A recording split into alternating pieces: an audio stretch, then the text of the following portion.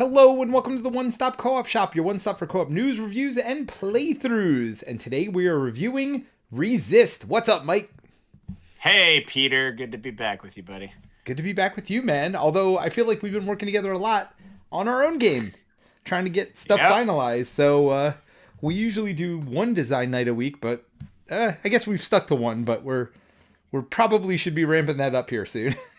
Well, one plus we're generally like doing some extra stuff on our own separately. Yeah. Yeah, Flame and Fang, everybody. It's got a BGG page. A BGG page with nothing except the cover art. But Yes. go check it out. We do have more than that. Actually, I want to talk to Steve about maybe even putting the back of the box on. Although I guess we've got to fix some stuff on it before we put it up. So it's exciting. I'm getting excited as we get closer and closer to launch, as we're playtesting, like those last couple playtest sessions, just to make sure the language is correct, really. It's these little things you don't think about when you're not actually doing all the publishing and stuff yourself. Really, just every little last edit. And it's scary when we've gone through the game like 40 times and we're still finding little mistakes. Like, oh, we forgot a period here. Or, oh, this doesn't have whatever. So you wonder how mistakes make it to final print? Well, I can tell you, you can't edit enough times. And even still, I'm sure there are going to be little stuff that gets through after all that. Maybe there's not. Maybe there's not. We're being pretty nitpicky. We are being pretty nitpicky. But, well, nobody else might notice, but we will. We'd be like, oh, we forgot a period here. Gosh darn it. Like, yes, as if that's going to, like, totally ruin somebody's fun. But anyway, besides our own game, yeah, we're talking about Resist today. And we've kind of timed this because even though Resist, I think, is out in many places, you can buy it. And it's Resist with an exclamation point, by the way. Resist! Resist! I think last week, the follow-up game with a different theme but a lot of similar mechanics called Witchcraft with an exclamation point as well is now on, I think, GameFound. Is that right?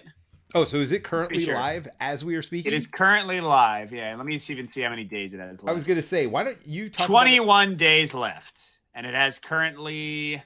it's 300% of its goals so far. Although its goal is only $12,000, so it's at 36,000, or not dollars, euros, or whatever that symbol is. So, yeah, Mike, we just lost, like, all of our European audience. Yes, that's Europe. I'm sorry. Come on, man. But yes, so Witchcraft is live. I guess in our final thoughts, I can discuss a little bit about how it compares to Resist, but Peter's only played Resist. I did a preview for Witchcraft, so you can go watch that if you would like to. But yeah, I'll let you know my thoughts a bit. And then we're also going to talk about why card games, and do they have theme? Like, can you achieve theme in a card game as well as you can in a board game? The answer? Maybe. Sometimes. And, Matthew Rose in the chat says, hey, Peter and Mike. Hey, Matthew. Thanks for watching. Yep. Yeah, feel free to say hi or throw comments in as you're watching. And, of course, check out the audio stream of the podcast as well if you're here for that. Thanks. But let's thank some patrons first. Peter, that sound good? Yep. That is, I feel like that's the right move. Yes, we have a Patreon, patreon.com/onestop. And it's a lot of fun. I do 2 videos or more a month that are only there. Sometimes with Peter, sometimes Colin's done a few. I think Steve's done one. So we got like a nice mix over there. At this point, there's like 40 videos. So that's that's like weeks of One Stop Co-op Shop secret viewing that nobody else can access. So yeah, we love everybody supporting there. That's it's helped. Peter, you bought a new computer recently, right? Yes, and that's why my audio has been jacked up on the stream for the last few weeks. I will figure it out. I promise you.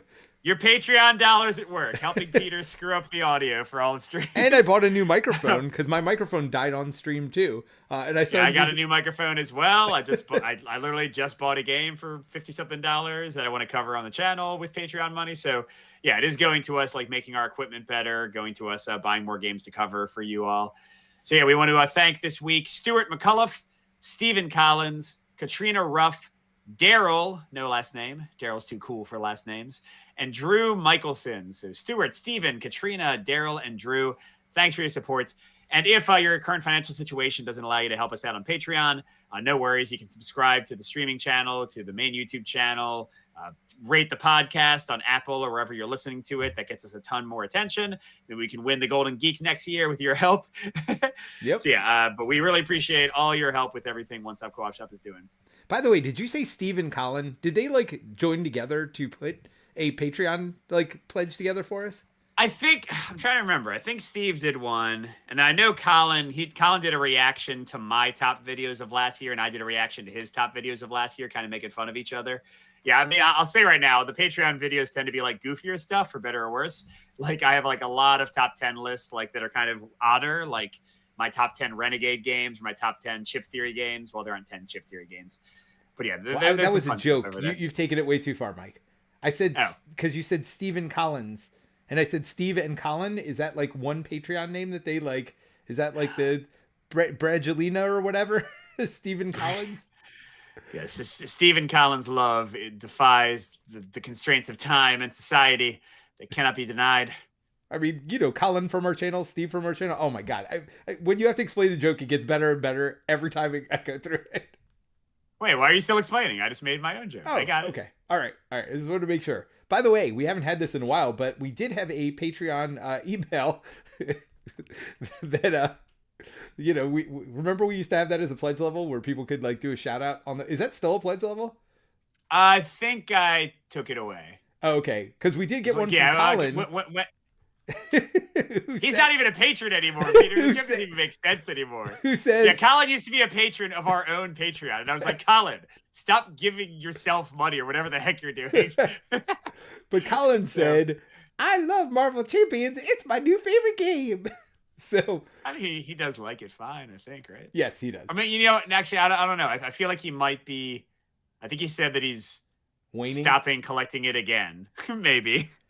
Oh, Colin. Well, he probably bought. Here's the problem with any living card game. If you buy too much of it at one time, like it's overwhelming, right? You almost have to buy it as if it was coming out. Like buy the core game and then wait a bit and then buy one expansion when you're like tired of the core. You know what I mean? Like if you just try to buy all in, and I think that's a problem I've had with Lord of the Rings and things like this in the past, is if you buy it all at once, it's too overwhelming and it's too hard to like ramp up. Yeah. Oh, God. Matthew Rose vomited $400 in the all-in for Elder Scrolls. So I am lucky, Matthew, in that usually I get review copies of Chip Theory game stuff. Not always. So I had to buy some stuff myself and regretted not backing it for a better price. But yeah, I'm hopeful. I think I might get to try out. I've been talking to them about doing a demo of Elder Scrolls at Gen Con this year. My first Gen Con. Peter will be there. Almost all of the One Stop Co-op Shop people will be there. And then I think I might get a review copy. Fingers crossed. But it definitely won't be an all-in $400 review copy. Usually they send some of the more basic stuff, so we'll see what happens. But I am very excited to play it. I love Too Many Bones. My Unbreakable pledge should be coming someday. Who knows? So I'm definitely excited to play Elder Scrolls. But anyway, we're way off the farm. Peter, what have you been playing recently? So I bought Clank Legacy in 2020, and then the pandemic hit. So there was that. And ironically, I just busted it out to start playing recently. And who am I playing with? The people I was in lockdown with all of pandemic, which is my family. So I've played. So it's kind of like Pandemic Legacy, where you can kind of play it without doing the legacy stuff. So I played a game, like a few turns with my daughter. And my wife and I were planning on playing a few turns and literally played a whole game of like, it basically is like regular Clank. You just don't read the legacy stuff. Just to get them familiar with the mechanics of the game, see if they wanted to play 10 games with me. And they both seem to really enjoy it. I know my son loves the game. He loves deck building games. So I'm super excited to get Clank Legacy started with the family. Cool, man. Well, my first one is also Clank. Funnily enough, it's like literally at the top of my list. I ordered, I was talking about Patreon money. I ordered Clank Catacombs, which is the newest version. And it arrived today. And my son, I borrowed Peter's copy of Clank in Space. And my son and I played that, and he liked it enough, which gave me the confidence to order Clank Legacy. Because we've been playing the Star Wars deck building game with Tom, and he's just like really into deck builders right now. Yep. So yeah, Clank Catacombs. I'm gonna definitely do a playthrough of the solo app mode on the channel at some point. But yeah, short answer, I don't know why I would ever play any other version of Clank. Then Catacombs. Like, You liked it that much yes. better? Oh, I mean, it's just so much more interesting, and it's less setup. Like, I don't know what else to say about it. I Like, the mean, big thing Clank in is, space, to be fair, is a lot of setup. yes. The regular Well, no, Clank what I mean though. is, like, a big thing is, this is a change from the series. You don't put the tokens like on the surprise, the secrecy like spots anymore. You know, you don't put any tokens out at the beginning. You don't Got put it. any tokens out in general. Like, so the big thing for those who have not seen Clank Catacombs, which by the way is like all the other Clanks, a competitive game with a solo variant in an app.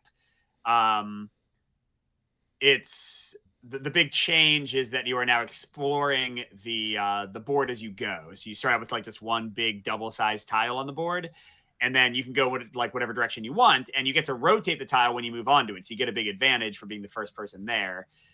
Yeah, and then they have like this lock picking thing where like you're picking locks and opening doors as you go. It was just so cool, man. I mean, I died horribly as I usually do in Clank. I delved too deep, and my son's like, "I got an artifact, Daddy." I'm like, "That's okay. Your little puny artifact can't match the one I'll get," and I did get an artifact. And then I immediately died, way far away from the entrance. So, but yeah, it was awesome. Like, definitely. I mean, you know, it's based on one play, one day. I haven't had much time to marinate on it, but I have not played Clank Legacy either. Peter's talking about, but I've played original Clank. I've played in space. This is easily my favorite, without a doubt, of those so far.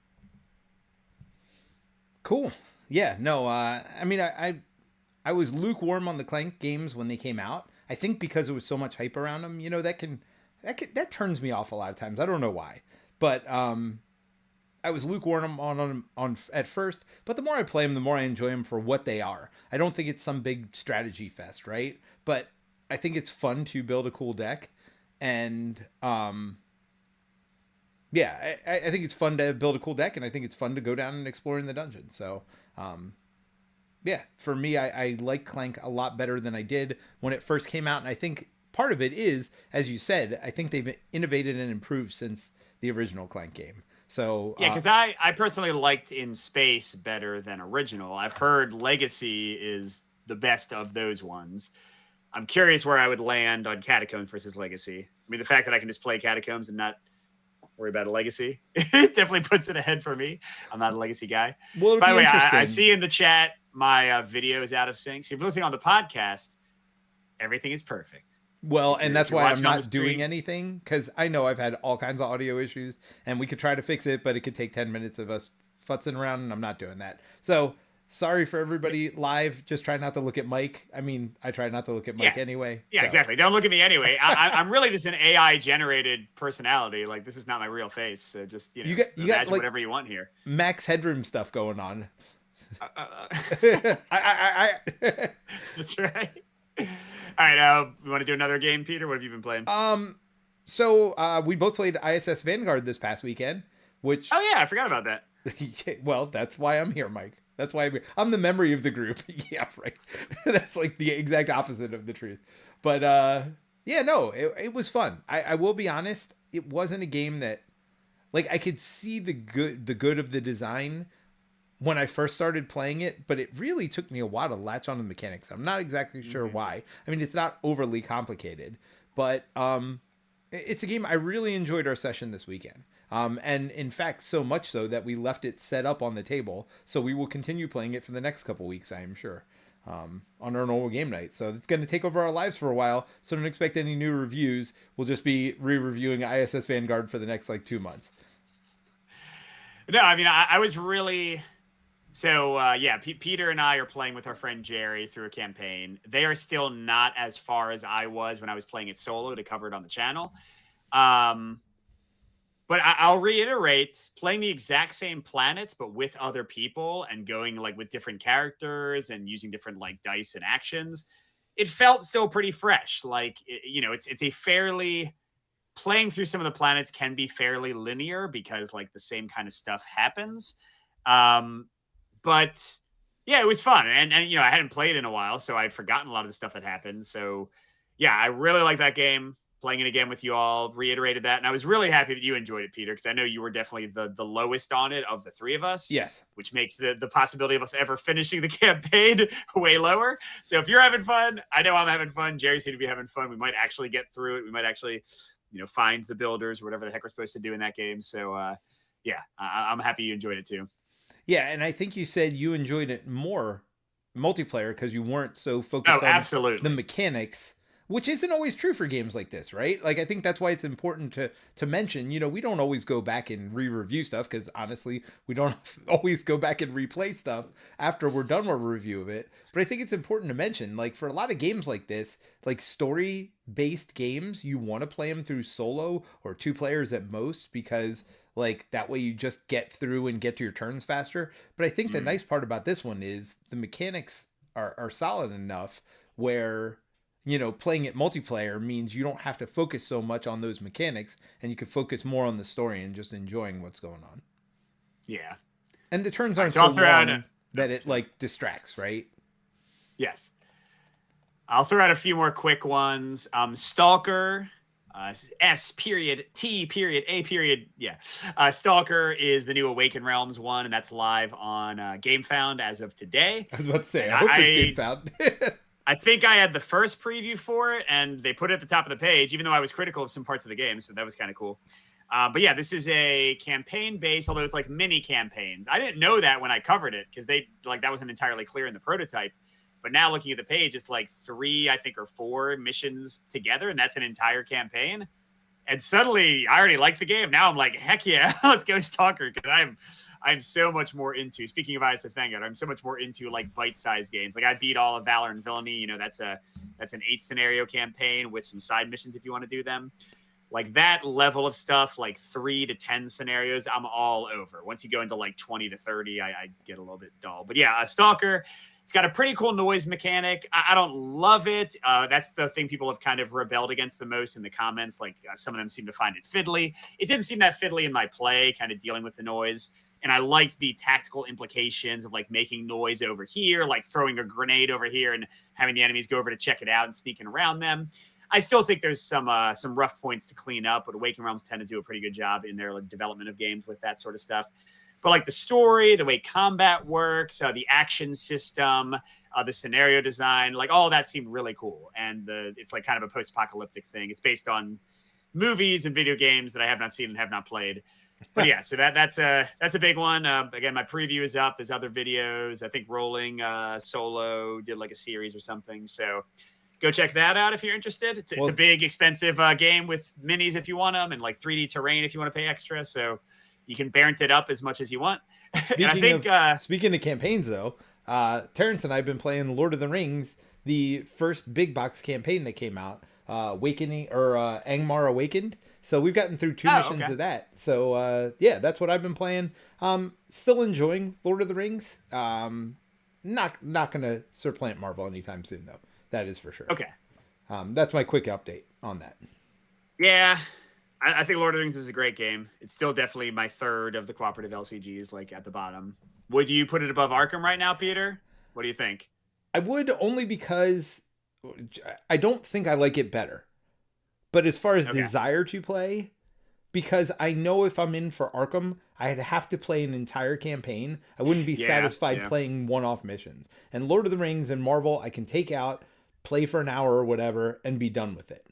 That's a very big thing in their favor. I mean, I know like Lord of the Rings had, Marvel has the campaigns, and Lord of the Rings has the sagas that are like an official kind of way to play a campaign mode. But you don't have to. Like each of the missions is self-contained enough and fun enough on its own. We are playing through a campaign, but honestly, the only thing that carries over is this like one side quest where it's got like blood tokens on it, and you can't let it get too high. So it's just like an extra like little bit of challenge associated with it, and maybe you get like a little benefit here or there, but you wouldn't miss it if it wasn't there. And in fact, it didn't come with the original game, so I know you wouldn't miss it if it wasn't there because it wasn't originally part of it. Playing through the story is fine, but I mean, it is what it is. Like all these games, the story is like not why I'm playing them. All right, I got a few more. I'll just run through these quickly because we're going really long before we actually get to the review. Yeah, so Expeditions, I had a play of that. Now I have a review of that. That's the new Stonemaier, a sequel to Scythe, but very different gameplay. I loved it. Well, loved it as much as I can love a Euro. Like, am I going to hold on to it for 10 years? Probably not. But in terms of Euros with a solo mode, I thought it was excellent. I really enjoyed the competitive play. I really enjoyed the solo play. Turing Machine. I forget if we talked about that last time I was on. I think But so. that's a Oh no, we okay. just played it since then, and Expeditions, I guess too. Yeah. Okay, so Turing Machine is a competitive like deduction game and has a solo mode. I'll have a video coming with the solo mode soon with like kind of a mini review. Adore it. Super fast but really fun like deduction if you like that kind of thing. It reminds me a lot of oh crud, I don't remember. Anyway, it reminds me a lot of something. I'm sure I'll say it in the review. And then finally, the last one I've been playing with my kids is Flashback Zombie Kids. It's in the Zombie Kids like kind of universe from Scorpion Mask, who just crowdfunded the Dead Cells board game. This is a very family weight kind of like mystery game where each card is a different perspective on like what happened. Um, and then if a card has like somebody in it, it'll tell you which card to draw, and then you'll see what that person's seeing. And then, oh, there's a zombie over here. Let me see what that person's seeing. You know, there's a bird up on this power line. Let me see what they're seeing. So you solve the mystery by kind of pouring over these different like angles and perspectives of the scene. And it's a really cool thing. Reminds me a lot of Micro Macro Crime City, which is certainly a compliment. I'll have a video of that coming soon too. So those are some things I've been playing with my kids and alone. Yeah, and I played Expeditions with you, had a blast with it cooperatively or competitively, so I think it's good. It Yes. doesn't have co-op. And then I played Turing Machine with you also, again, competitively, but I thought that was really cool. I think you compared that one to Sudoku, like kind of doing a Yes, Sudoku yes, yeah. puzzle. Yeah, it's very Sudoku. Like you need to, except the rules change each game. So it's like Sudoku, but it's not always 1 through 9 in each box and row and column. It's like this time it's sixes for some reason or something. It's a cool one. It's a very mathy Yeah, puzzle, I want though. to play it more. It's Yeah, very mathy. which I liked. You know, I'm not so big on word puzzles, although I guess I did like that one game from that one where it was like Wheel of Fortune, where you're flipping down panels as you were and trying to guess the phrase Oh, or whatever. yeah. That what was that? The Asmodee or not Asmodee or former Asmodee one. Yep, The thing. I can't remember The it, but anyway. project. Yep. Anyway. But yeah, it reminded me not of that in gameplay wise, but in the puzzle solving aspect. Like you're trying to solve puzzles, and you know it worked the same part of my brain. I felt like, Yeah. you know, the puzzle solving part. But without further ado, let's get Yeah. into our review of Resist. And Let's do Mike, it. you want to cover the theme this time, and I'll quickly go over the round summary. Sure. Yeah. So, crap. Now I want to double check real quick. I think I know the correct historical period. I believe it's the Spanish Civil War, right? Yeah, 1936, Spain. Yeah. So, for those who only studied World War II in high school, before that, the forces of Franco uh, were like fighting against a Maquis rebellion. I'm pretty sure that's right. Or the Maquis were also in France, but I think they were naming themselves after the Spanish Rebellion.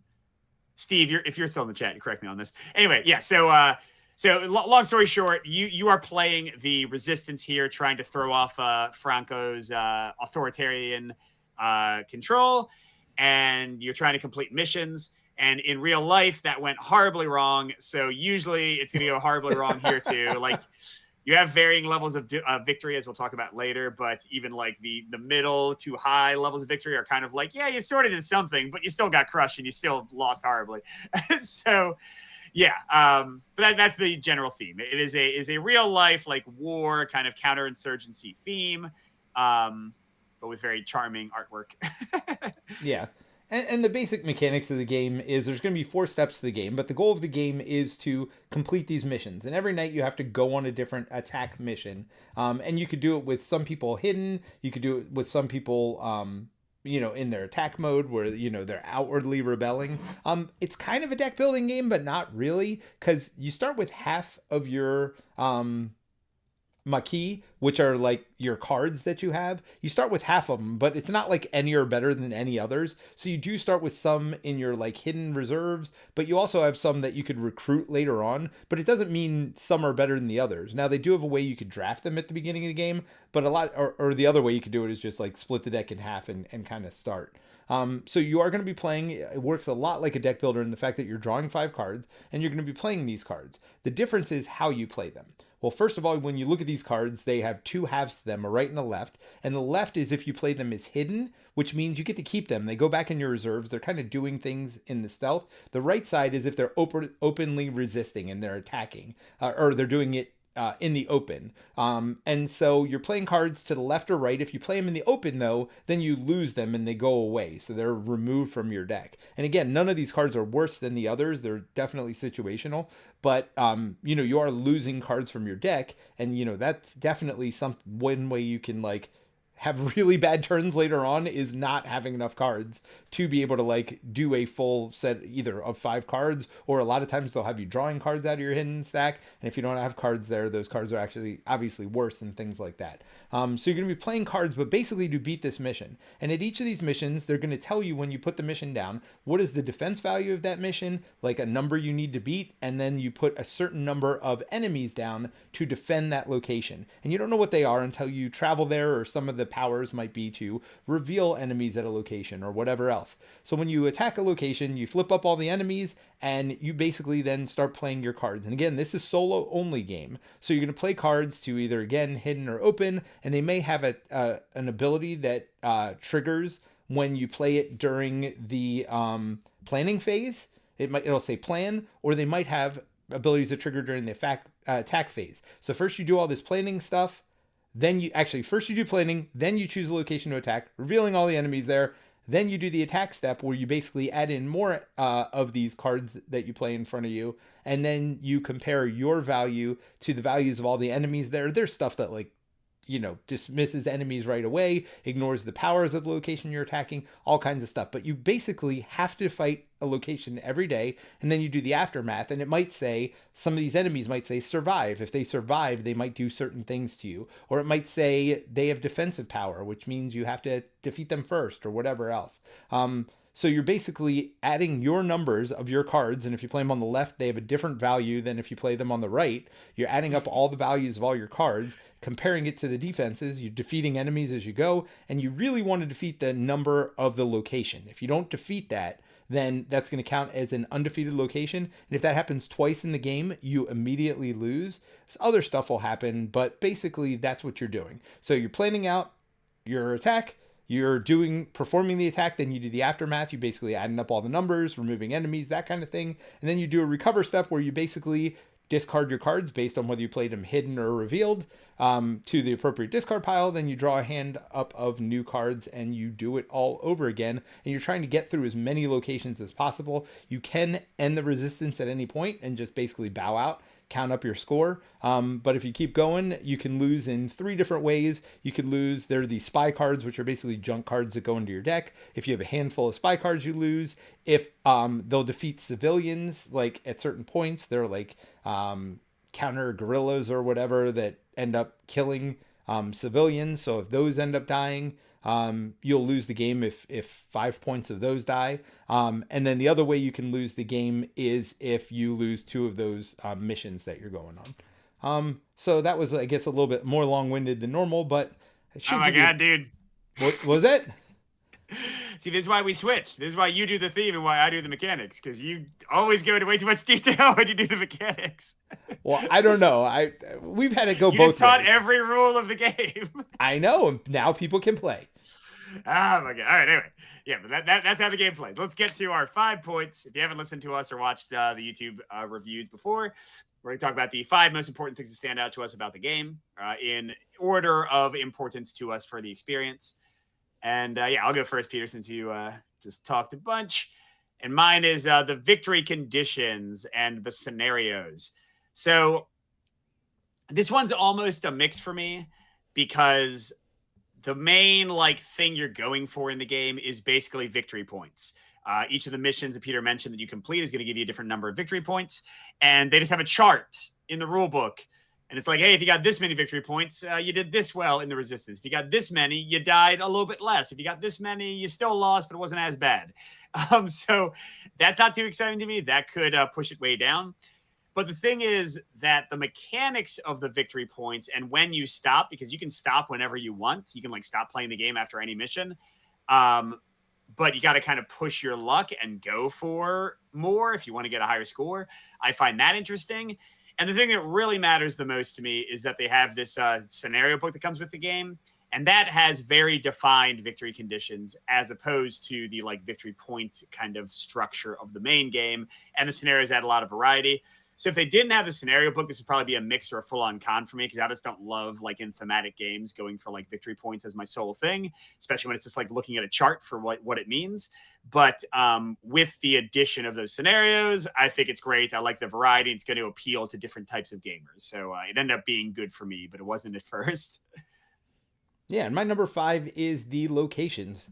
So the way the locations work is each location, like I said, has a defensive value, tells you how many enemies go there, but it also has a special power, and usually it's a defeat condition. So when you defeat it, something happens. You might have to add a spy to your deck. You might have to, or it might give you something beneficial. So the harder it is, typically the more beneficial thing it does for you, and the easier it is, usually the more detrimental the defeat condition is for you. And the nice part about it is that they balanced it really well, I feel like. So the locations, well, they do get repetitive and there's not a lot of them. They really do determine the order. So you're going to have 4 revealed at a time and you get to decide which one you're going to attack. But it really does, their special power might influence, along with the enemies, if you could flip them up and see what they are early, really help determine where you're going to go for that round. And it really does make a difference, the order you attack those locations at. And it's all based on that location power for the most part.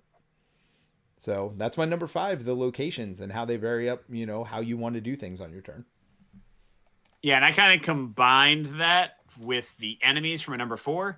So yeah, there's both the missions, the locations you're going on, and then you have, like Peter said, face down enemies that get revealed when you attack there by some abilities. And yeah, this is pretty much a full pro for me as well. I'll echo everything Peter said about the missions. They're well balanced. They have interesting like powers and stuff. Yeah, they can get a little bit repetitive, but still the order they come out. And the big variety is not the missions themselves, but the enemies guarding them. Yep. Because it's always going to be like the same number, 4 or 5, or whatever. But the feel of a mission can be drastically different based on the enemies. Like, and my favorite thing, and this is kind of like going throughout the game with the whole like hidden and revealed mechanic too that Peter mentioned, where like you lose the card or keep them, is that so many of the enemies are a short-term, long-term kind of weighing in your mind. Like, there's an enemy that won't do anything to you right now, won't stop you winning the mission at all, but they'll kill one of your cards. Or they won't do anything right now, but they'll add another spy, another like dead card to your deck. Or they'll add other like enemies somewhere else, or whatever. Or like you don't have to defeat them at all, but if you do, you get to recruit another person. So I love that usually you have enough power to do a bunch of things, and it's not obvious what the best one is. There are interesting choices to be made. Do I want to do the thing that's good for me right now? Do I want to maybe even lose the mission because you can lose one and still win the game? I just love those choices and the variety that comes from these different enemies mixed with the missions. The missions by themselves don't have a ton going on, but when you throw in the variety of those enemies, I think it's awesome. Yeah, and my number 4 kind of goes with your number 5, which is the campaign of the game. And I think this is the way to play the game. Honestly, maybe even your first game. I played it without the campaign the first time I played, and I kind of wish after I started playing the campaign that I had played with the campaign, because actually the first mission makes it easier. And the first time I played without the campaign, I was like, I don't know what I'm trying to do here. I don't know when I should stop or not, right? There were a lot of what if scenarios. I almost feel like the base game without the campaign is a good after you've played through the campaign and like just want a replayable game. I feel like it's a good place to go at that point, or after you play 2 or 3 missions, because mission 3 seems to be the tipping point where it gets to like normal game difficulty. Because mission 3 is basically says play a normal game, try to get 35 points, right? Like that is literally mission 3 of the campaign. So, but before then, they do some things to shorten the game a little bit. They do some things to change up your thought process and almost give you a goal of the game. Like the second mission, you're trying not to lose any civilians at all, basically. So you're really focused on the, defeating of anything that'll get rid of civilians. So it gives you a focus when you're attacking locations. And you don't have to like play through a full set of, campaign missions or whatever. So I don't know. I mean, you could just play without those, but just play, a shorter game, basically. Just bow out early or whatever too. But that's one of the nice part, I guess, about the non-campaign version is you can bow out whenever you want. But I like the not going for victory points as a condition. I like the fact that they usually give you something to do, and it's like defeat these 3 locations and remove this many cards from the game or whatever else. That to me is more fun because it gives me more focus. So that's and I do in a way. I wish that they had like called it out in the rule book more, like, hey, we suggest you go to the scenario book and play the first scenario, because you're right, it's pretty much like a tutorial. Or at least tutorial difficulty, because like you don't use like the hardest things, and it's just a lot more straightforward. So I think the and you only scenarios have 6 locations, awesome. So it's going to be a super fast game rather than the 12 or whatever you play through on a normal game. All right, so my number 3 is the luck in the game, which is all based on card draw. And this is going to bother some people and not bother others. For me, I can see like the annoyance sometimes, but it also is like entirely building up the replayability and variety in the game. So I'm into it. But so you get card draw luck with the missions. You get card draw luck with which enemies are at which missions, because they have like variable strength. You might get like all the hardest enemies on the mission you happen to go to. And they might have all the worst powers that combo in all the worst ways. And you're like, oh my God, I'm just totally dead. Or you might like draw, sometimes you get all your spies, all these like dead cards in your deck. Sometimes you get them all in the same hand. And you're like, I can't even beat a mission right now. So there are times where the card draw can kind of screw you or make you very lucky. And again, this is going to depend on your taste. I think for this kind of game where it's super quick, where the choices are still meaty, but even if you lose, you can still just set up and play again in a very brief amount of time.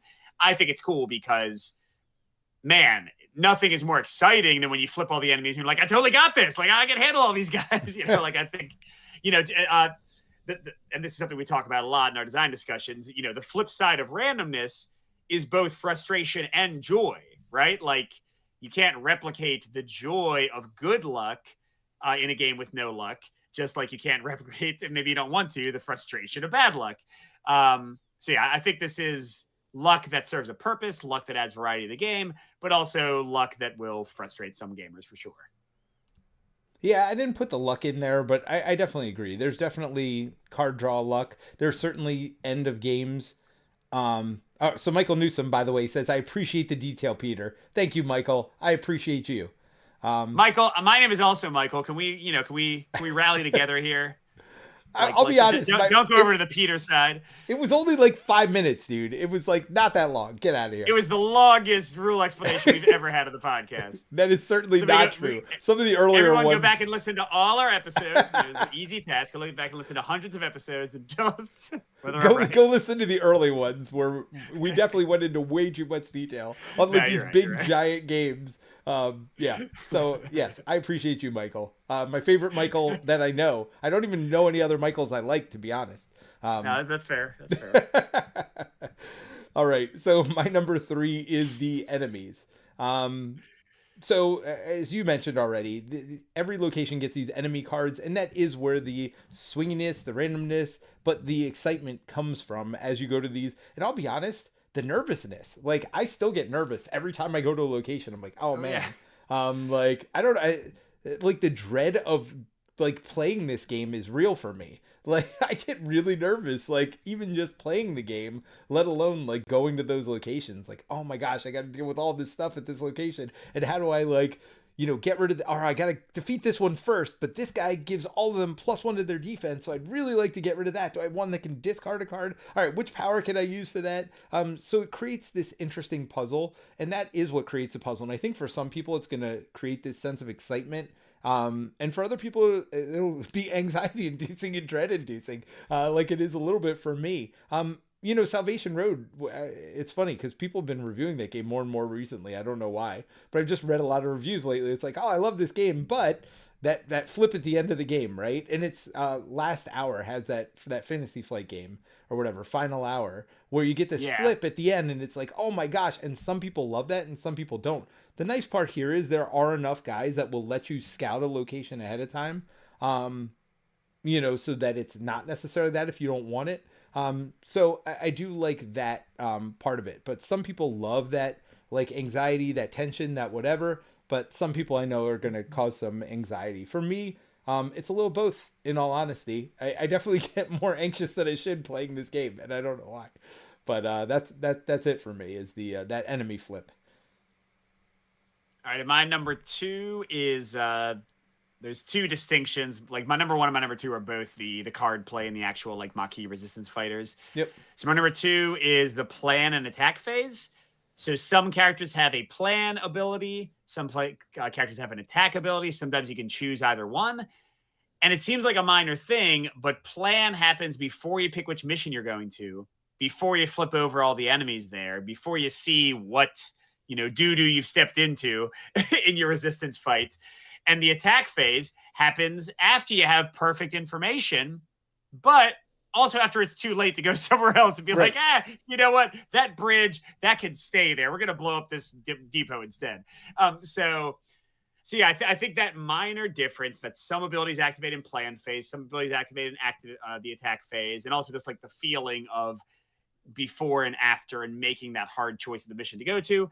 I think it's a big part of the interesting card play. Now there's a bigger part that'll be my number 1, but I think that kind of adds to the whole like tactical yumminess of this very quick, very like inexpensive, I should say, little card game.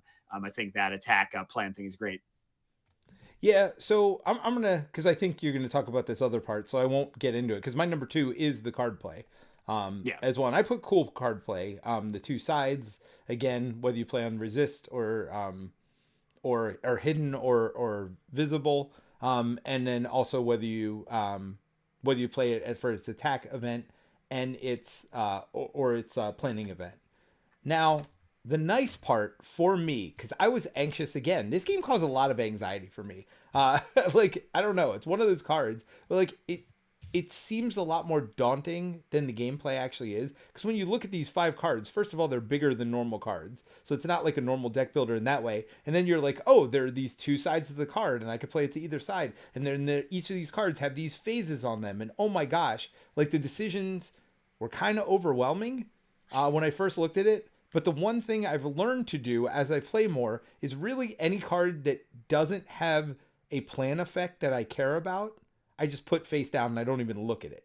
So It helped me parse how I play. Like if it has 2 attack effects, I don't even care about it until I'm deciding what location to go to. I'm going to play all those plan cards and again, just ignore anything that either doesn't have any plan actions at all. Some will just say attack on both sides, even if they're hidden. Some will say plan on both sides, and some will be like plan or attack. And I'll look at those for a second and go, okay, do I care enough about this to do this now, or can I wait? Because honestly, for me, waiting is better because that way, most situations, it's better because that way it's like, okay, now I know whether I want to play him hidden or not hidden. I get all the information of what I'm fighting before I'm deciding what to do with the cards in my hand. So when I did it that way, it lessened the anxiety because it's like, okay, I really only need to look at these 2 cards right now. Okay, how important is it for me to play this card on one side or the other? Let me go ahead and figure that out. So I do think the decisions are interesting. I think they can be overwhelming at first. I don't know if you felt the same way,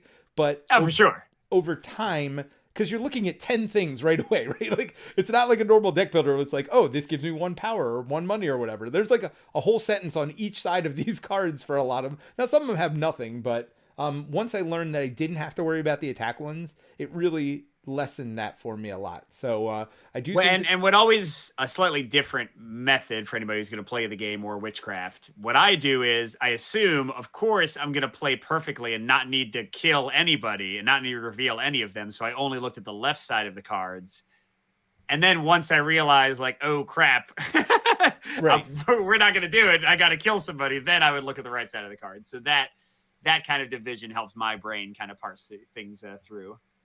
Yeah, no, that's cool. All right, so your number one, you said, is going to My be the number other one part of the is, cards.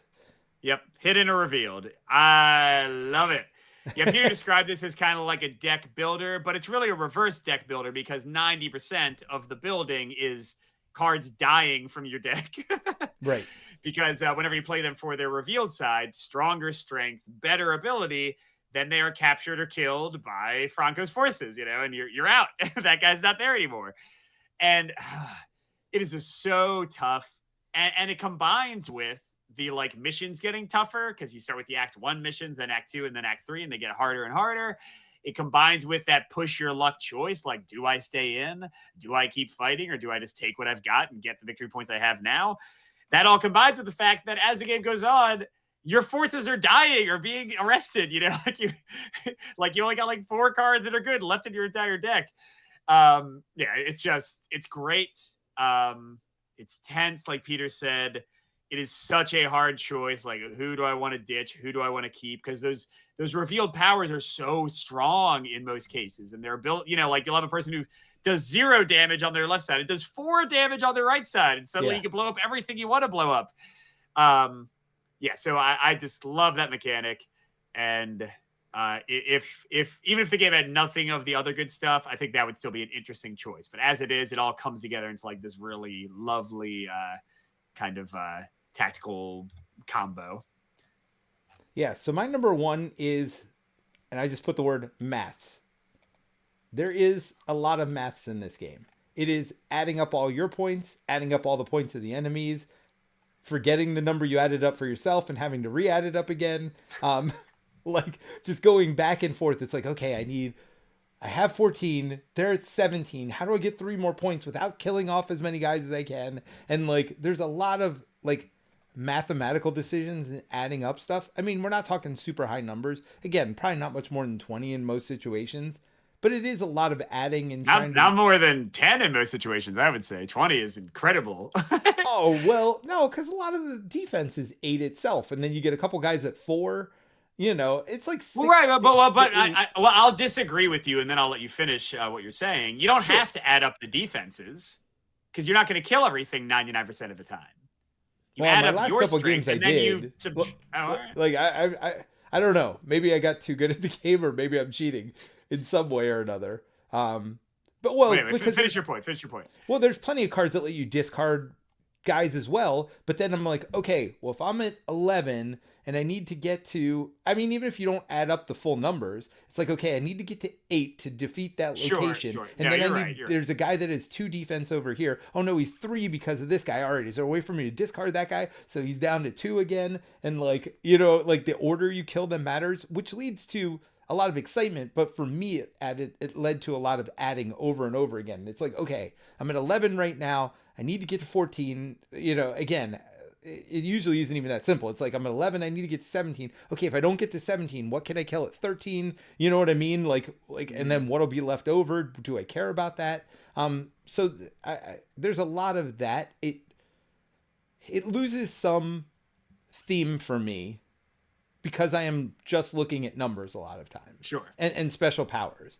And I think there's going to be some people that love it. It's a very interesting puzzle, but it is a very mathematical / mechanical puzzle.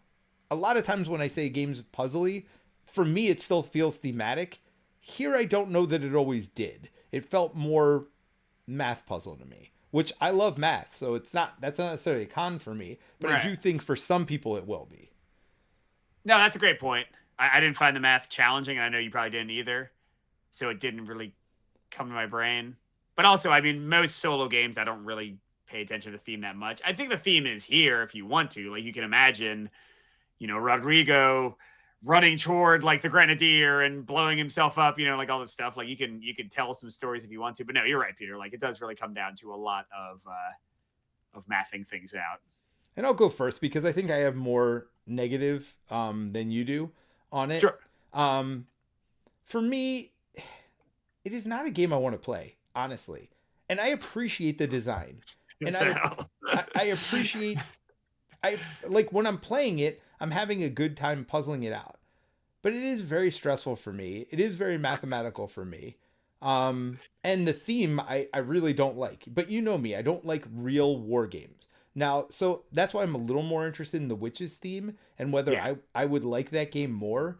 But if this was a game like, with all the other games in the world right now, this is usually a game I would not pull off my shelf. Although I think some people will like it a lot, it is not the kind of game that I enjoy a lot. Um, All right. yeah. Well, sorry to force you to play it. No, no, no, no, no.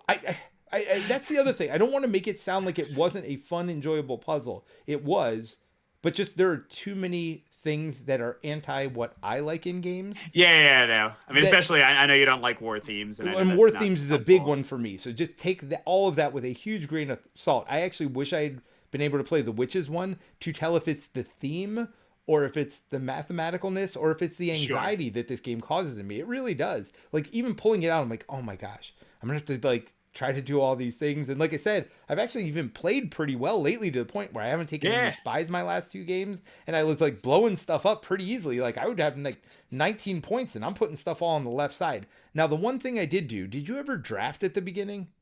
Yeah. Okay, because that I think makes a huge difference. Like you can get Sure. some really good, powerful combos and stuff. Like I was drawing extra guys every turn. I was like pulling my hidden guys out, so I didn't mind losing somebody every once in a while. Hmm. Like I don't know, I seem to get some really good combos my last couple games, and I was also playing through the campaign again. Some of the earlier missions I think are a little bit easier too. Oh, for sure, for sure. So there was a little bit of that as well, but I don't think any of that would have affected my overall opinion. Like, just the theme doesn't sing to me, and the mechanics, while fine, were very mathematical and mechanical, and the anxiety inducent was real, at least for me. Sure. Yeah. Yeah. So I mean, this was one of my top games of last year. It's one of my top solo games of like all solo games right now. I am a big fan of war themes, so that part doesn't bother me at all. I think this is like some of the for the amount of time you got to put in. I think it's some of the tensest, most engaging, like puzzly kind of choices you're making. And Peter's not wrong; can be mathy, and I like the tension and the stress. It sounds like it was getting to Peter a little bit much, Well, but no, I love especially this when you one. combine it with that real war theme, right? Like Yeah, that's why well, I yeah. I don't mean, like war themes. Is like I don't like to think about people dying and stuff like that. Like that's not. no, you're right. So I do want to talk about witchcraft. So yeah, totally recommend Resist from my perspective. But witchcraft is an interesting kind of drop in the ointment because it's on GameFound right now, and like they did for Resist, I think they delivered Resist like 2 or 3 months after the crowdfunding campaign was done. Like they have all the files done. When I played in the prototype, which I've since sent on, I sent it on to Will, the Hungry Gamer. What I played in the prototype is like the game. You know what I mean? Like, Right. maybe the card stock was a little bit different. Maybe the rulebook would have looked a little bit different, but like all the art is done, all the text is good, like the game plays great. I didn't see any errors, anything wrong with it. Like, so I get it. I know why they can print in 2 or 3 months after the game is done. It makes sense. So yeah, so that's sort of the weird thing because you don't have to wait that, usually like if a game's on crowdfunding and the previous one is out, you would like be able to get Resist right away. You don't have to wait very long to get Witchcraft if you like pledge right now. And yeah, for me, I like the theme of Witchcraft better. Sounds like Peter would like it a lot better. I don't mind the Resist theme, but I like the So what Witchcraft is theme the a theme lot of more. witchcraft? I understand witches, but like So it's like an alternate history, like Salem witch trials kind of thing, except there are like actual vampires and werewolves and like evil witches and demons like attacking the town. yeah, I And love that the theme. witches are trying to save the town, but if they use their magic in too obvious a way, that's what the revealed mechanic is now. They get thrown in jail. They're not even killed. So if you win the game, all the people who you lost come back, like are fine, like they get released from jail and they're good to Okay. go. So yeah, it's a less like dire situation. The win condition is a little bit nicer because basically you're trying to convince the leaders of the town to spare you, and if you convince 2 out of the 3 of them, then technically you've like won, and like the town like makes witchcraft not illegal anymore, and you all get out of jail. Um, yeah, so I find the theme like much more kind of charming. It's still got the great art. How's gameplay And comparatively? Like more yeah, so I'll quickly go through the differences. I don't want to spend too long. sure. Y'all can go watch my preview if you want to like see it broken down more. But first of all, they have familiar cards now, which never hurt you. But if you beat them in combat, then they join your side. Like you convince the cat to become your familiar or the lizard to become your familiar, and they give you an ongoing bonus for every round for the rest of the game. So you have like little like upgrade cards you can earn. Another thing that I think is awesome is they have, I think, 7 or 8 different jurors, different town leaders, and you pick 3 of them at random each game, and they come with their own completely different set of missions, and they come with their own completely different set of enemies. Oh, that's cool. So Peter was saying like it can get a little samey and resist. Like none of that here. Like you get entirely different stuff and like consistency of these interesting like enemies that you're facing that are also, it's thematically tied together. So like you have a juror who's like the lead hunter in town, and his missions are focused on werewolves, which are also the enemies that he adds to the deck. And the werewolves are like eating all the livestock in town. So it's like directly hitting. Oh, I guess he's not a hunter. He's like a frontiersman, like shepherd kind of guy. So like it kind of like makes sense like why that portion of the evil forces would be angry at him and why he would be opposed to them. And I don't know, like I think the theme's a little bit stronger that way. And then they have a scenario book again. That's pretty much the same. So the biggest thing that people might not like, there's 2 things. Number 1 is they got rid of the plan attack distinction. Oh. So there's still 2 windows to play witches, but you're always going to wait until the second window unless it like reveals enemies. Unless it reveals enemies, right? Yeah. Yeah. So it's like it's more streamlined, but it's slightly less tactically complex. So I think it's a kind of a wash. It's going to depend on your taste. I would probably like that better. The biggest difference, yeah. The biggest difference is the ending. It's funny you mentioned Salvation Road. This is 100% a Salvation Road style ending, which some people hate and some people like, in that the jurors each have a persuasion track. And when you beat missions, you get to pick one of the 3 jurors and move them up the mission's value. Like you're persuading them that, evil is bad and witches are good. But they have 2 face down cards that you're adding together. On average, they're going to add up to 7 because the deck is 1 through 6 with like the mix concentrated on the 3s and the 4s. You know what I mean? Right. Yeah. But you don't know for sure. Now there are some witches that will reveal them ahead of time, but you're always going into the end not 100% sure, because when you decide you go to the trial basically and see if the jurors side with you or not, and then you flip their cards and you're like, I had 8 persuasion on this guy. Oh, they needed 6. Yay, we convinced them. I had 6 on this guy. Oh, you only needed 4. Yay, we win. So I like that clearly because Peter and I designed Salvation Road, and we like the oh my gosh, like kind of gut check at the end where you see if you won or lost. And again, there's a lot of ways to mitigate it if you want to, but not everyone's going to like that. Now, the nice thing is the scenario book does none of that. Like it's entirely a like clear objective, right, or even like victory point like style system. So if you hate that, you can just play the scenarios. But I did, as someone who likes those kind of like exciting ending games, I found the new ending mechanic better for my taste. So for me, Witchcraft is like almost 100% superior to Resist. Okay. As much as I love Resist. But if you like the war theme more, if you want the slight higher complexity, if you don't like the idea of that ending mechanic, Resist might still be the better buy for you. Well, I'm curious to see, because I'm sure you'll get Witchcraft, and I would like to play it just to see, but I mean, leading right almost into our design discussion, whether the theme really makes that much of a difference for me, or whether it's the mechanics and the anxiety associated with flipping those cards is what it was. Because it's hard for me to separate, even though, like I was saying, I didn't feel the theme always when I was playing. I still, you always know it's there. It's like Jerry with Bullet, right? Like Bullet has nothing to do with anime anywhere in the game except for a couple of pictures on it, right?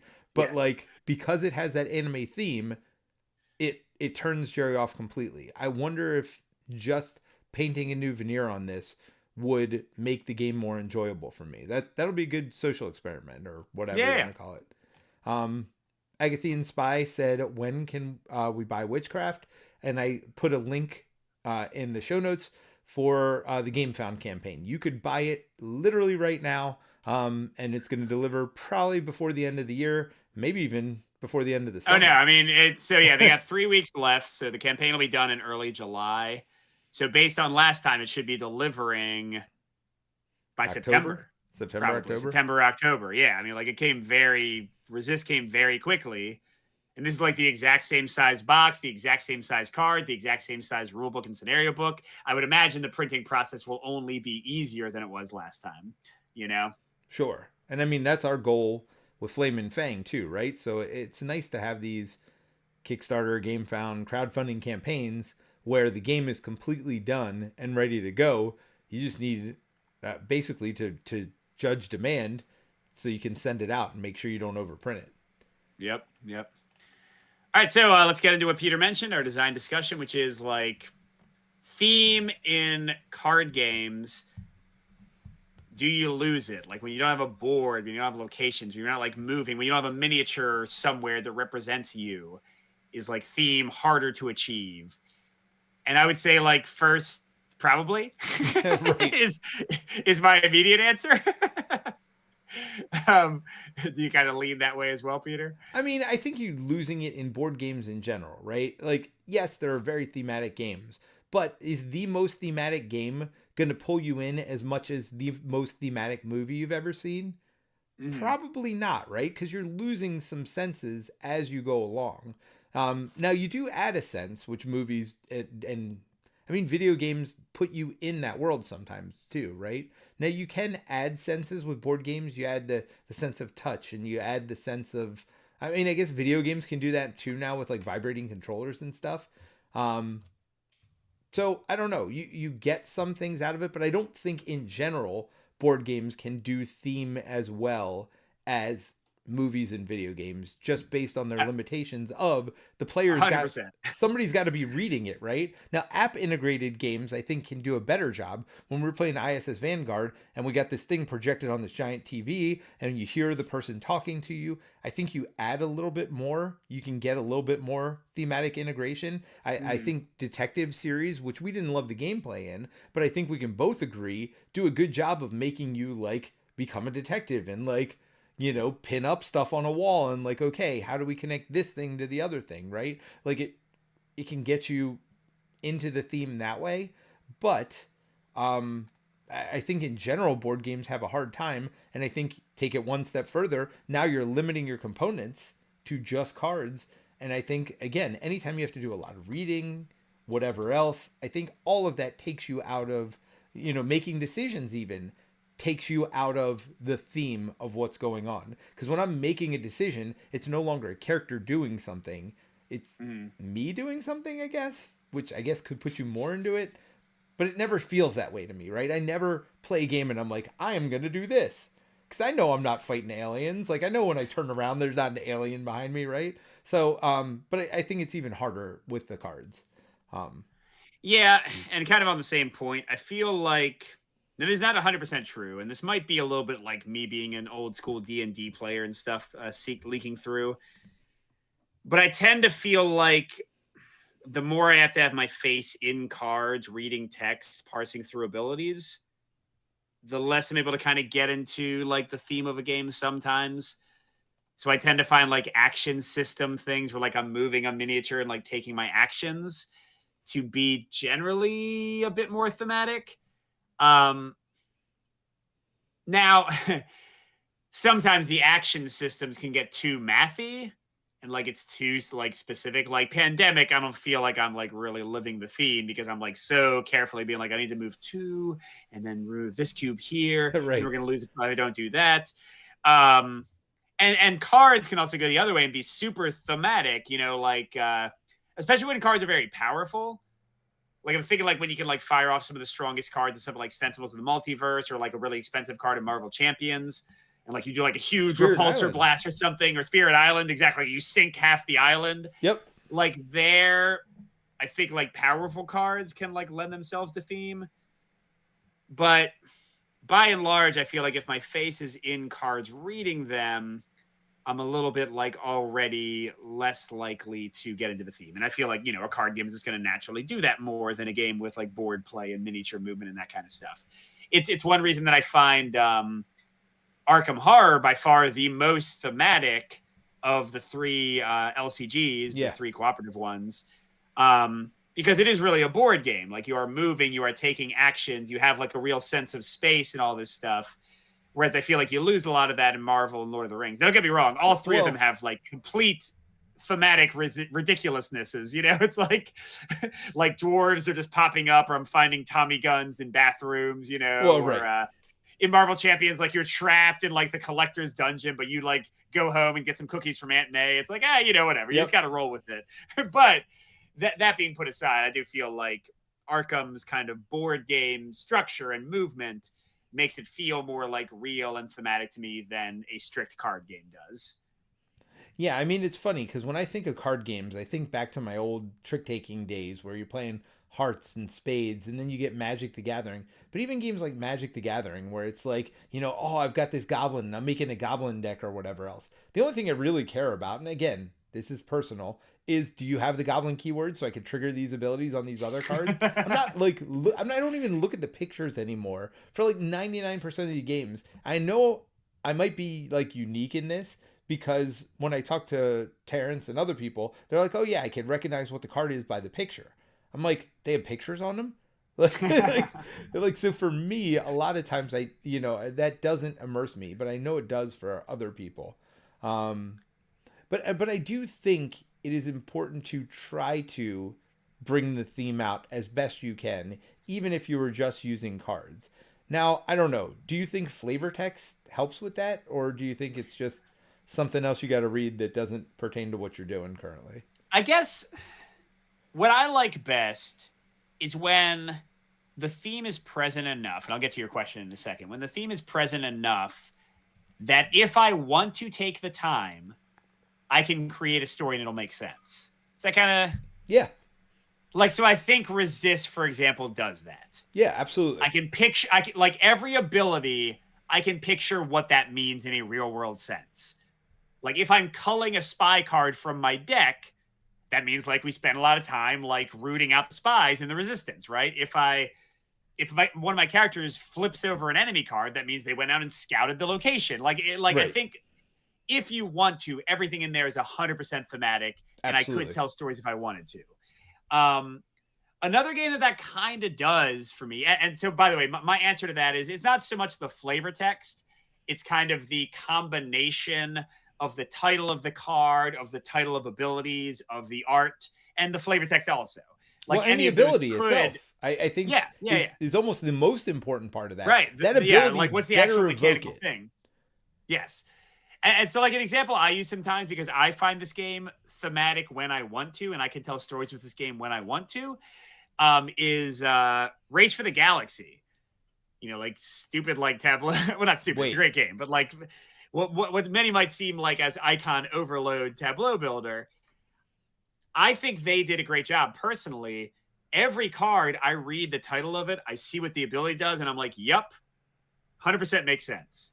You know what? I've got shipyards, and now I can colonize more easily. Makes total sense. You know, I've got a Venusian like jungle area with fighters. It's letting me get like jungle goods, but also my combat went up. Makes total sense. So I think they did actually a pretty good job of like thematic integration with like mechanics and like titles and art and all of that there. So I appreciate that. Resist, Race for the Galaxy, somewhat Expeditions, the one that we just that I just covered for Stonemeyer. Like, not all the cards. There's some weird things there, but like the items in Expedition, it's like you get like a teleporter, and now you can teleport, and the art shows a teleporter. You know what I mean? Like, I mean, if you get rid of that one wrong, there's a problem. But yes, right. But at the same time, like I appreciate that in card games, and I would say, like, unless you're going for like a straight up trick taker and nobody's gonna give a crap. Like, I don't look at the crew and be like, You don't read those. Well, my those 5 2 here. Paragraphs. Of flavor text.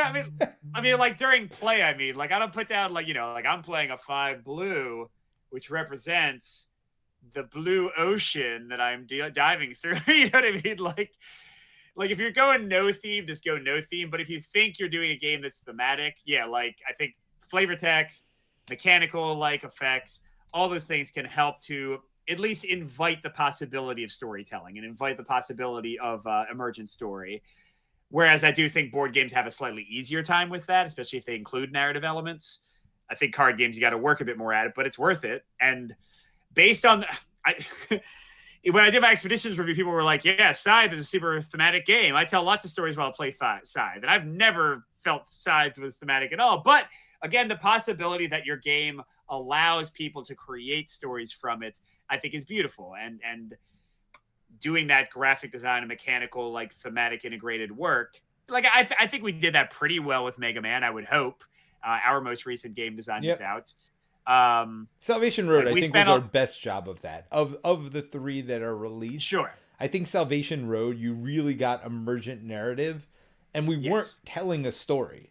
Like, the story was the same. It's almost pandemic. Like, each mission, you're kind of doing the same puzzle, but it's very different based on the characters, the locations, things like that.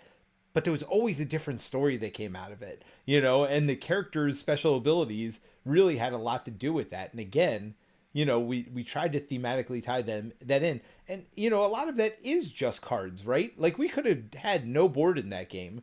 Now, I do think there is something tactical about having a miniature on the board that you're controlling, and that's where I wanted to go. Like, I don't know that a card game is ever going to be as tactical or thematic as a miniatures, or a game that has miniatures in it, because I just think, or even standees, just having that representation on a board, that physical space, is an important part of, like, understanding your surroundings. Now, some people are more auditory, some people are more visual, and I do think it matters. And so I think the more senses that you can include, again, even touch. Like, when I touch cards, I don't feel anything. When I pick up a miniature, though, it's a different feeling to it, and a different connection to my character. I am clearly moving when I pick up that miniature and move it from one space to another. And I think that's why a lot of times people don't want, like, no, don't move my piece for me. I want to do that myself, right? Because now I feel like I'm going somewhere. I'm making progress, whatever else. I mean, I guess the other question is, does it matter? I mean, you mentioned games like The Crew. Like, not every game has to be thematic. I love playing The Crew. Nothing about the enjoyment of that game has anything to do with anything thematic to me. I enjoy the puzzle that game creates. And honestly, Resist, even though I keep talking about how I don't like the theme, it didn't really, the more I think about it, like, I never thought of myself as a Civil War fighter in the game. I was just trying to get numbers to match up, right? and even Marvel Champions, one of my favorite games, like, the card play is what makes that game great to me. I don't know that I care what I'm fighting, or I care that there are different challenges every time I play it, but I don't know that I care that I am fighting Rhino this time. I don't feel like I'm fighting Rhino or Claw or whoever else. So, I mean, I guess the question to throw back is, does it matter? I think a big thing is, like, is there a mismatch in the marketing and the promise and, like, what is sold to people versus the gameplay? Sure. So if I read marketing copy or I saw a review of The Crew that talked about the amazing story and that I felt like I was really diving in the ocean, and then I played The Crew. By the way, I guess I'm thinking of Crew Deep Sea. It's the ocean one, one, like outer space. Yeah. I would feel a little bit annoyed at that. Okay. You know what I mean? But yeah, if somebody's just like, hey, this is great cooperative trick-taking game, I'll be like, hell yeah. And then I would play The Crew and I'll be like, that was a great cooperative trick-taking game. Sure. That was exactly what I wanted it to be.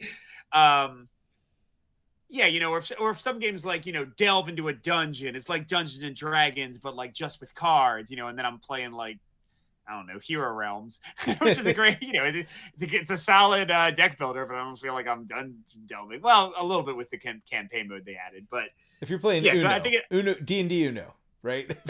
Right. But something else I wanted to say, and this goes back to another design discussion we had, I don't know, a year ago, who knows when. But we talked about, like, kind of who is you and avatars in games. And I think a lot of what we're talking about does come down to that. Because, like, when you have a miniature on a board, that is you. You know, when you have a character, that is you. Or even in Marvel Champions, although I agree that's an easy one to kind of, like, get into the cards and not worry about the theme. but like you have a hero and it is clear like in the thematic kind of like cards that you're playing that your hero is doing stuff. Like if I play Repulsor Blast and I'm Iron Man, I am shooting a Repulsor Blast and it kills that guy, you know? Well, and honestly, Whereas I mean, I joked about theme, but I do comparing that to Lord of the Rings. It is a huge difference for me. oh, that's what I was about to say. Like Lord Yep, of the go ahead. Rings, yeah, Lord of the Rings, you have 3 heroes. You're playing cards with no like real rhyme or reason of like who's doing it. You know what I mean? Or like who's setting the trap, who's like shooting the bow, that kind of thing. Yep. And then you just like get allies. Well, now it depends on your deck. There are decks that focus much more on heroes, you know, and there are deck. I'm sure if Steve can come in and tell me there's like a deck that uses a single hero and it's great. But Yeah, there's a Gandalf deck. That's what I've heard. sure. And they made that better because they released like a I forget what they were called, but like these add-on cards you could like use with your deck where they give you a lot of bonuses for only having one hero. They give you a lot of bonuses for doing X, Y, or Z. So they kind of like make it work. But yeah, but a lot of that game, and Marvel Champions has this to an extent, and so does Arkham, but not nearly as much as Lord of the Rings, is like allies popping up and dying immediately. You know, like allies popping up and like helping you quests and stuff. So yeah, I think like the team nature of Lord of the Rings, at least for me, compared to Arkham and Marvel, is a clear distinction of like Avatar, clear me in the game, clear identity versus like a kind of nebulous group. And I would say Resist has that too. Like I am the leader of this resistance cell, right? But I'm not that guy who just got shot. I'm not that guy who like just went hiding. I'm not going to draw them for a while. I'm me. I'm coordinating. Which is common for a war game, but again, I don't think is the best way to like sell kind of the ownership of theme and all that. And none of this is a criticism. Like Peter would say with the crew, this is just it's just taste. It's just flavors of gaming. But you want to have the right flavor for your audience theoretically, or at least tell them which flavor you're working with. Yeah. Anyway. Well, I think the biggest thing I got out of this conversation is what you said earlier. Theme isn't always about pictures on cards. It isn't always about flavor text. It's about matching the mechanics of the card with the title of the card and like, are you doing what, like, does it behave the way it should behave? I think that is very important. You don't want cards that just, and you know, obviously balance is part of that as well, right? So like, you have to think about, I think those are probably the most important things to think about when you're designing these card games is making sure the flavor is there. And certainly you want balance. Again, it doesn't have to be perfect balance, especially if it's a cooperative game. You don't even want perfect balance because then it's boring and you have no choices because if I pick one thing over the other, it doesn't even matter. But I do think the card should do what you think it does. And I mean, even with a game like Flame and Fang we've made to be one of our more family friendly and more straightforward games, you know, you're only dealing with 3 symbols, but we took painstaking care to make sure that every action feels like you're doing what you would be doing in that situation. And the card's getting more powerful. It feels like you're getting more powerful. It feels like you're leveling up throughout the game. You could do that with even minor subtle differences on cards and make them feel thematic. And I think it's important to do that. Spirit Island's one of the best examples to me that did a really good job of that. Yeah, well, and one final thing I'll add, just for anybody who's designing a game out there, if you have like a heroic thing or you want like your characters to feel powerful and you want people to like feel a bit more like theme in your characters, whether it's cards or like an ability on your player board or something, let people do awesome stuff. Yep. That is ridiculously powerful. Yep. Maybe the card goes away. Maybe it's once per game. Maybe it's only after you level up a certain amount. I don't care. But maybe you got to work hard to trigger it. Right. But those are the things that create stories. Like when in Spirit Island, you play a card to like wipe out an entire swath of the map with like ravaging jaguars, you're going to remember that. Yep. You know, or when you work up to like your 6-cost Marvel Champions card that combos with this other card and you do 20 damage to the boss in one go, you're going to remember that. When you're playing, I don't know, Sentinels of the Multiverse, I guess Greater Than Games is good at this particular phenomenon. Yep. When you're playing Sentinels of the Multiverse and you're playing Tachyon, like the Flash character, and you play her Flurry of Punch card after you built it up for like half the game, you do 30 damage to like the strongest enemy, you're going to remember that. So like OP abilities that don't happen that often are way more interesting. And even like, I don't love the theme in Pandemic, but sometimes playing those event cards feels awesome, you know, Yeah. and like saves the friggin' day. So even those are an example of like, you don't get to do it all the time. It's once per game. You might not even see that card or might not come up when you need it to. But when it works out, it's going to be great. You'll be high-fiving about it. Yeah. So yeah, I would just say in general, like, feel the freedom to make cards too good. You know Well, what I in mean? co-op games specifically. Well, but even in competitive deck builders, you know, like how cool it is when you manage to buy that like 8 cost card Yeah. that like lets you draw 3 cards and also like does 20 damage or something. Like even there, as long as you have a balancing mechanic to make it not stupid, this strong is fun. Strong is fun. Yeah. No, I agree. I totally agree. But anyway, no, I think that was a good review. Sorry I was a little more negative on Resist. I didn't even think I was going to be that negative till I got to my final thoughts, and I'm like, yeah. This is different than I thought I was going to end up. But you know, it is what it is. I got to keep it honest for the people. I'm not going to charge $7,500. Tell them I'm not going to put their video up. Oh wait, did I just fire some shots? Sorry. Yep, we're good. We're good. All right, everybody. So that'll be that. Let us know your comments, whether you're on the podcast or the YouTube channel, or come talk to us on Discord, and you can tell us what you think about Resist or Witchcraft or card games or whatever. Nice. All right, everybody. We'll see you soon. Bye. Bye. Hey, Mike. Yeah. I'm resisting taking off work the rest of the year and playing games and making this my full-time thing. I'm off work for the summer in 1 week. I'm not going to resist anymore next week. I'm taking the week off. Let's play some games. Let's go.